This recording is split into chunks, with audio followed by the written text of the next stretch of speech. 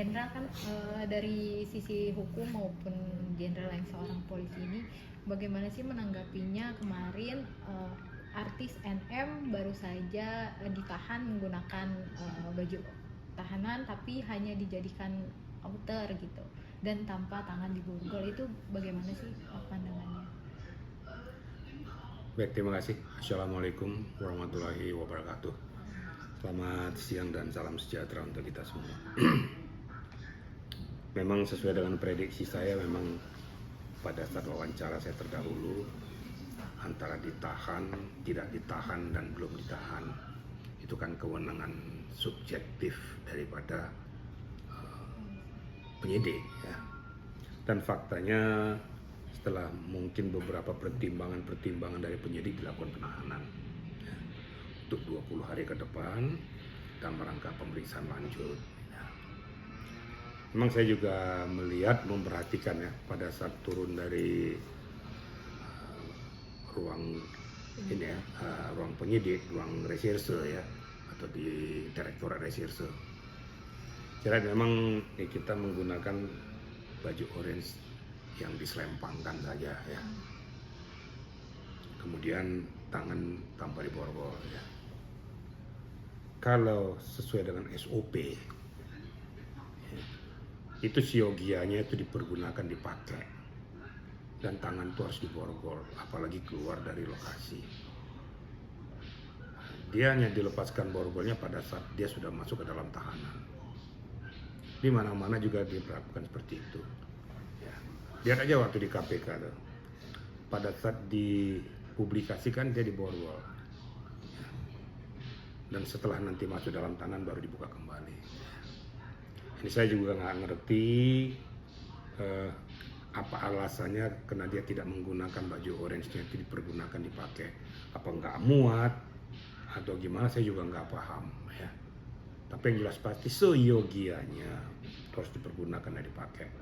Itu membuktikan bahwa dia statusnya adalah status tahanan. Kemudian SOP yang berlaku di kepolisian maupun di kepolisian internasional, setiap tahanan itu sudah SOP-nya diborgol. Apalagi keluar dari tempat ruang pemeriksaan kemudian menuju alam terbuka, ya. Karena kemungkinan itu bisa saja terjadi, ya. Bisa saja dia mengambil langkah-langkah yang bisa merugikan orang lain, merugikan dirinya sendiri, dan lain sebagainya. Sebaiknya seperti itu, ya. Itu kira-kira rekan-rekannya. Kalau untuk yang dilaporkan ini kan bukan hanya pemerasan, tapi juga ada TPPU. Itu bagaimana nanti hukumannya, Jenderal? Aku rasa kalau masalah penerapan pasal-pasal yang diberikan kepada yang bersangkutan itu nanti tergantung pendalaman daripada penyidik, ya. Saya nggak mau masuk ke domain itu. Tapi di dalam sangkaan itu disebutkan juga, ya, di 368, kemudian 27 huruf B, kemudian ada juga saya lihat tuh ada TPPU. Nah, nanti pendalamannya nanti kita lihat, ya, pendalaman daripada penyidik sejauh mana TPPU ini diberlakukan pada yang bersangkutan, ya. Itu kira-kira jawaban saya tidak mau terlalu masuk menungkik kepada domainnya penyidik, ya. Kira-kira gitu, ya. Jenderal, kalau melihat sekarang ini kan banyak beredar itu rekaman suara, mungkin itu bisa dibilang itu bukti, ya, mungkin ya, yang akhirnya bocor ke media sosial gitu. Itu melihat dari rekaman suara yang bocor itu kan ada 2 lagi nih yang masih belum jadi, ya, maksudnya belum naik status gitu, ya. Ada dari DRO sama ada tim sendiri. Melihat itu semua, Jenderal, Ya, sebut aja bilang Dr. Oki, kok mesti DOD gitu loh. Jadi Jenderal melihat rekaman suara yang beredar. Kalau rekaman yang bocor tuh feeling saya mengatakan sebelum jatuh ke tangan penyidik, ya. Tapi kalau sudah semua tuh diambil oleh penyidik, nggak mungkin tuh rekaman beredar, ya. Kira-kira gitu. Jadi mungkin sebelumnya, ya, rekaman itu beredar, ya. Namun demikian, nanti kan itu kan masih berlanjut terus nih, ya. Nanti penelusuran akan dilakukan. Di mana yang saya monitor juga ada peranan daripada Dr. Oki juga di sana, ya. yang mendampingi pada saat itu, mengerti, mengetahui perjalanannya. Nanti pendalaman nanti kita lihat aja nanti dari penyidik, termasuk juga ya adoptifnya juga ya. Nanti kita lihat aja. Saya yakin pasti akan diminta keterangan lanjut, nggak terputus di situ aja. Karena kan pengalihan daripada uang ini, yang tadinya kan ada yang memberitahukan jangan dikasih, dikasih. Kalau saya tidak lari ke situ.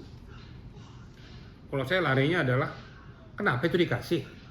Untuk apa itu dikasih? Dalam rangka apa itu dikasih? Apa dikasih cuma-cuma saja? Berarti kan ada sesuatu. Apa sesuatu? Bargaining position kah? Berarti ada suatu peristiwa yang terjadi di antaranya. Sehingga itu bisa berpindah tempat uangnya. Nah, apakah itu di bawah tekanan? Apakah itu di bawah ancaman? Yang jelas pasti uang itu sudah berpindah dari orang yang bersangkutan, yaitu Reza sendiri, kepada Mail, CQ, Nikita, yang tadinya bargaining position 5M turun jadi 4M. Itu aja kita perlu menelisik, kok bisa beli barang kagak, beli apa kagak, kok kenapa bisa turun daripada 5 sampai 4. Kenapa sampai turun? Ini kan perlu ditelusuri. Nah, jadi itu kira-kira. Jadi nanti akan berlanjut pemeriksaan daripada para penyidik. Dan saya yakin juga ya, bukannya terputus di situ aja, kan nggak mungkin benang merah terputus hanya tertuju kepada Nikita saja atau Mail saja.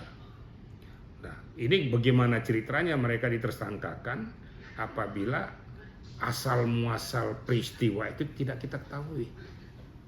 Kan gitu. Ya, asal muasal peristiwa itu ada berasal daripada pengalian uang 4M dari Reza ke Mail dan Nikita. Kenapa sampai dikasih? Kan sudah saya jelaskan dulu tuh. Berarti ada sesuatu. Apa beli barang ke Nikita? Kan enggak. Untuk apa ini? Apa dipinjamkan? Kan kagak. Nah, berarti ada sesuatu yang ditutupi. Atau untuk Nikita tidak bisa berbuat banyak setelah ada bargaining position. Kenapa? Nah, kita cari benang merahnya. Ya itu tadi. Kenapa tidak dibuka itu? Saya dengar juga dari pengacaranya juga. Itu nanti pendalamannya nggak bisa. Itu kan berasal dari skincare juga. Berarti skincare-nya perlu ditelusuri. Ya, menurut hemat saya tuh seperti suasana seperti ini sudah carut marut gini ya. Supaya juga berkaitan dengan skincare yang lain yang diduga juga ilegal ya, kena ratusan loh ya. Ya 500 lebih loh. Jadi bukan 500 ribu lebih skincare yang sedang beredar ini. Nah, berapa yang legal, berapa yang ilegal? Nah, kita berharap dari Dinas Kesehatan, BPOM ini harus proaktif. Ya. Padahal sudah banyak yang kena kan? Kenapa tidak ada penelusuran? Nanti tentu keterangan ahli itu akan diminta dari situ nanti. Tapi sebelum keterangan ahli itu muncul, tentunya dari pihak yang berkewenangan sudah melakukan verifikasi terhadap seluruh skincare yang ada. Sehingga semua terverifikasi. Karena apa? Karena ini berkaitan kepada masyarakat pengguna. Ada yang bertanya, bisa nggak RJ? Menurut saya tidak bisa RJ. Ada pengacara yang bilang, nanti kita RJ aja, restoratif justice saja, kembalikan uangnya. Nggak semudah itu. Lihat dong benang merahnya, bukan antara menerima kemudian mengembalikan lagi. Tapi kita lihat benang merahnya. Nah, karena ini berkaitan kepada publik, sekali lagi pada publik, pada masyarakat. Jadi tidak segampang itu RJ itu.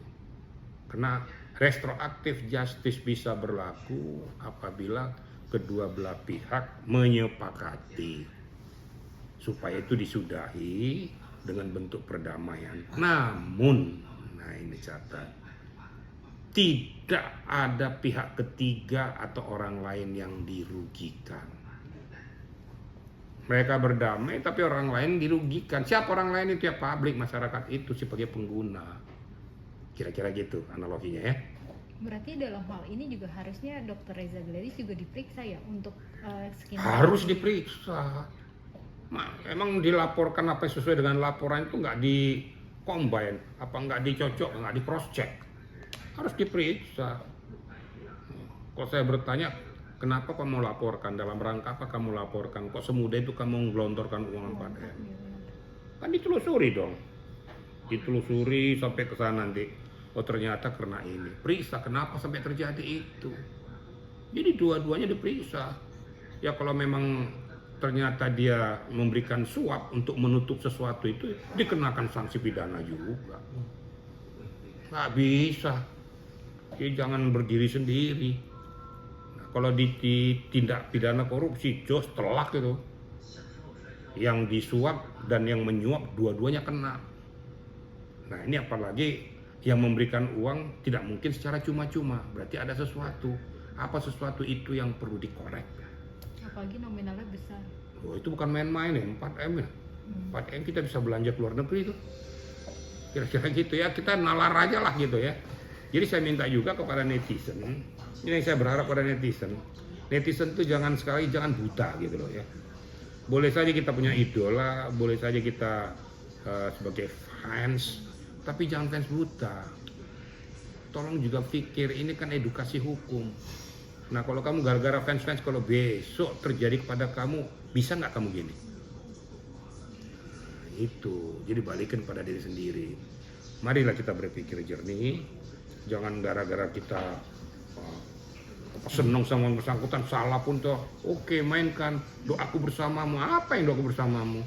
Kalau memang betul-betul terjadi, ya bertobatlah, itu loh yang keluar, bukan doa bersama, bertobatlah. Yang kuat ya, dari dulu juga kuat. Kalau sudah penyidik berani menentukan seperti itu, berarti betul-betul benang merahnya udah kuat. Berarti bukti permulaan yang cukup sudah kuat. Sampai sudah menahan loh ya. Berarti betul-betul sudah siap tempur, siap untuk diajukan ke JPU. Dan JPU sudah mencatat di dalam SPDP-nya. Nah itu akan pasti berlanjut. Pasti nanti P21. Penyerahan kepada JPU untuk siap untuk mendakwa di pengadilan nantinya. Gitu kira-kira ya. Terus Jenderal, ini kemarin juga ada beredar